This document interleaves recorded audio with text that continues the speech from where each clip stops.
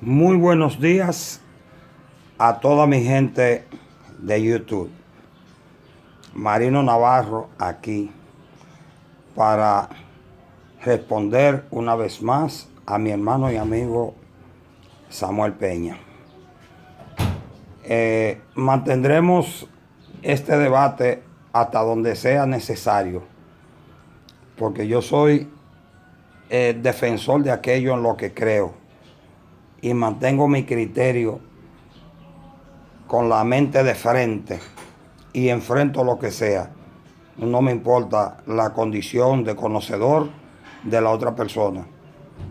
Samuel Peña, en términos del conocimiento, lo espiritual, puede ser mi maestro, porque está mucho más preparado que yo.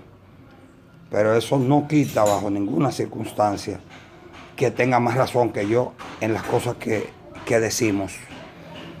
Yo creo que no hay que ser peyorativo. Yo creo que no hay que decir palabras hirientes, palabras maltratantes, porque todas las mentes no piensan iguales. Hay personas a las que usted le llama ignorantes y no lo entienden y se ofenden, porque ignorante es todo aquel que desconoce algo. En materia de eso es ignorante porque lo desconoce, pero usted le dice ignorante a una gente que no tiene la capacidad para entender el contenido de la palabra ignorancia, y esa persona se ofende y usted puede hasta tener problemas con eso. Entonces, ¿cuál es la dificultad de decir plagoso de una manera con un léxico un poquito más bonito, de una manera más fina, le entiendan o no? Yo creo que no hay que hablar de palabras ofensivas, y todo el mundo sabe lo que significa la palabra plagoso, y todo el mundo sabe que es una palabra ofensiva, peyorativa. Entonces no hay por qué decirle a la gente porque le pide mucho a Dios o cosas por el estilo que es plagoso. Se le puede explicar el hecho de que no hay que pedir tanto, porque es verdad que Dios es omnipresente, omnipotente, omnisciente, sabe, ve y oye todo, porque está en sí dentro de cada uno de nosotros. Hay muchísimas formas de explicárselo sin ser tan drástico, porque que usted no es la perfección del conocimiento, usted no es un erudito del conocimiento, usted no es Shankaracharya, usted no es Satya Sai Baba, usted no es Vivekananda, aunque Samuel, su sobrenombre espiritual es Vivekananda, pero a él le pusieron ese sobrenombre por sus habilidades para llegar al conocimiento, para entender el conocimiento, no porque él es Vivekananda. Entonces yo voy a insistir en que primero, sí, tenemos que usar la Biblia en determinados momentos, porque ese fue el libro original que Dios dejó. Y es verdad que Dios dijo escudriñarlo todo y retener lo bueno. La Biblia es parte de lo bueno, aunque haya sido tratada en determinado momento por las sociedades de dominio con un formato de cambio para, para conseguir sus propósitos de granjearse poder económico, poder social, poder político y todo. Pero ella está ahí, y en su esencia fue un libro inspirado por el Espíritu Santo, por Dios, aunque lo transcribieran hombres, pero fue escrito por Dios.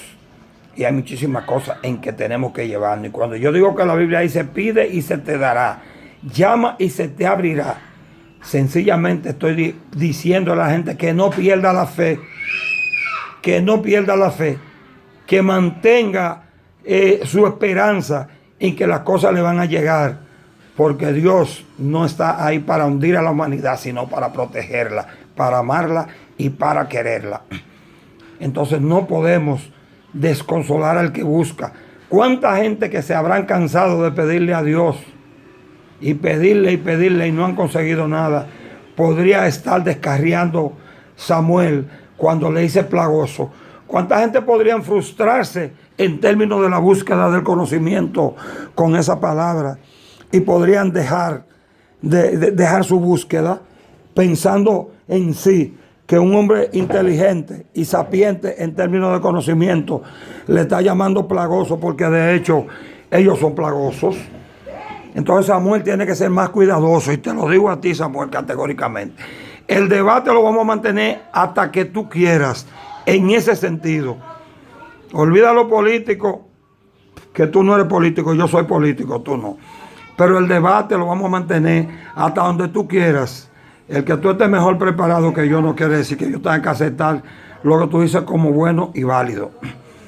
Dios está ahí para toda su gente. Y es verdad que podemos pedirle cuantas veces queramos y no somos plagosos. Pero si le vamos a llamar plagoso a la gente, en todo caso, busquemos una palabra un poquito más ética, una palabra más bonita. Dios hablaba Jesús hablaba de manera diferente en cada conglomerado donde iba. Y si tú no eres un estudiante de lo divino, si tú no eres un estudiante del conocimiento, entonces tú no le llamas maestro a Jesús. Porque esas fueron las actuaciones de Jesús y tú estás contradiciendo eso, independientemente de tu criterio, que te lo respeto. Tú estás contradiciendo eso. Jesús, cuando se reunía con los diferentes conglomerados, hablaba en cada conglomerado de manera diferente, porque sabía que no todos entendían ciertos lenguajes. Y por eso digo, el que tenga ojos para ver, que vea. El que tenga entendimiento para entender, que entienda. Y el que tenga oídos para oír, que oiga. Porque en determinadas ocasiones habían conglomerados de diferentes tipos reunidos. Y él hablaba muchas veces en parábola, porque había gente que no tenía la capacidad para entender lo que él decía. Pero entonces, cuando estaba hablando en parábola, estaba hablando para la gente que era capaz de entenderlo. Y cuando hablaba ya más llanamente, estaba hablando para la gente que no tenía la capacidad o la sapiencia o la inteligencia para entender los lenguajes que él usaba cuando estaba hablando del conocimiento en sentido general. Samuel tiene ejemplos muy vivos de lo que es hablar para las masas, de lo que es hablar para el pueblo, de lo que es hablar para ser entendido. Aquí hemos tenido cuatro líderes que son muy buenos, que fueron muy buenos en el discurso. Joaquín Balaguer, José Francisco Peña Gómez, Juan Bosch, Leonel Fernández, que es el único que sigue vivo. Estoy haciendo un programa para YouTube. Leonel Fernández, que es el único que sigue vivo. Juan Bosch hablaba, como dice Connie Méndez, en palabras de a centavo. Y no era porque no tenía un léxico fino, tenía quizá uno de los mejores léxicos que han existido en este país. Pero Juan Bosch hablaba para que lo entendiera el campesinado, para que lo entendiera el pueblo llano. Juan Bosch ponía estos ejemplos. Si usted tiene una gallina y su vecino tiene un gallo, préstele el gallo a la vecina para que el gallo pise la gallina. La gallina pondrá un huevito y de ese huevito saldrá un pollito. Y así comienza el progreso en la República Dominicana. Eso decía Juan Bosch. Peña Gómez hablaba con un léxico más fino. No por tener más capacidad que Juan Bosch, sino porque esa era su forma. Él hablaba con un léxico elevado que mucha gente lo entendían y muchos no lo entendían. A veces bajaba un poco el límite del debate en cuanto a lenguaje fino. Leonel habla con un lenguaje bonito, un lenguaje agradable, un lenguaje fino que no todo el mundo lo entiende. Y Balaguer, más o menos así también, usaba muchos términos literarios en sus locuciones o alocuciones. Entonces yo digo, ¿por qué utilizar un lenguaje soez? Un lenguaje que puede verse como ofensivo ante muchas personas que no tienen la capacidad de entender. Yo creo que a Samuel, a mí y a todos los que bregamos con este conocimiento, nos conviene que haya mucha gente que nos preste atención, que nos oiga y que decida seguirnos. Hay gente que se ofendería y diría, yo no abro este programa más. Yo conozco profesionales que son profesionales, pero que son en su comportamiento energúmenos, que son un poco animalescos, gente que no tiene todo el léxico que se debe tener cuando se es una persona que lee muchísimo. Hay gente que mantiene sus posiciones de hablar con dureza, con crudeza. Y nosotros, los que bregamos con el conocimiento, los que estamos tratando de orientar a la humanidad, no podemos hablar en esos términos. Nosotros tenemos que hablar con dulzura. Yo siempre he criticado a las iglesias protestantes porque llegan a dar sus charlas o llegan a hacer sus, con sus feligreses, a dar sus cultos, y lo primero que llegan es ofendiendo a todo el que no está con ellos, que este es del diablo, que este es del demonio, que eso es demoníaco. Y no es así, no se consigue.